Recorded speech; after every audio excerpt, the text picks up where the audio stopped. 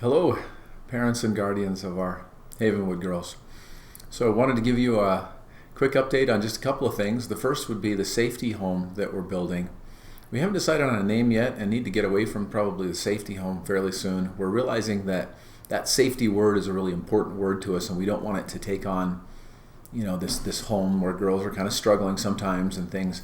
And so we're going to come up with a different name, but for right now we'll call it the safety home. And would say that we're making really good progress. We've got contractors going to town. I was there yesterday taking a look at it, and everything that needs to have been taken out, we had an old stove in there, a wood burning stove and things like that. All that's been done. Some kind of funky lights and things. All that's been done, and we're putting beadboard in right now and moving along really nicely. I think we're probably a month to a month and a half away from finishing that project. So very excited to have it done. And then it will be the home, as I think you all understand. It'll be the home for the girls. They're just struggling and need extra support. Too much in the way of self-harm, or they're just a little bit explosive and kind of creating chaos that is hard for the other girls to handle. There'll always be 3 or 4 girls in the program that are just struggling, and we'll keep them there until we can kind of help them get things sorted out and go back to group living again. The other item that I would tell you about, I mentioned in a quick email that Jesse was kind enough to send out, and that is that we had some pretty serious flooding in the city.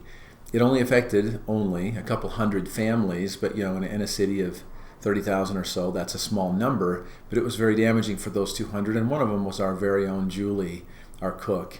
It flooded her basement pretty completely, about 8 feet of water, and then when it was all gone, a 1.5 feet of muck. Some of our people, Scott and Blaine and others, went over and helped dig that out, and then really the community is kind of prepared for these kinds of things, and there were 8 to 10 folks over there, and within 24 hours all of that mud and everything was gone. The drywall was torn out, and it was ready to be rebuilt. It just needed to be kind of sanitized a little bit. So that's where she is. She's doing pretty well. She was today back at work and cooking food for the girls. So other than poor Julie, it has not really affected us. There was a little bit of damage to the Havenwood North home.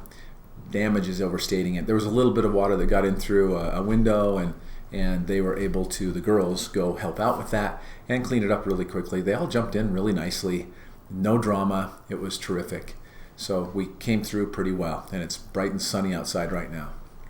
Thanks a bunch. If you have any questions, why, certainly email me or give me a call.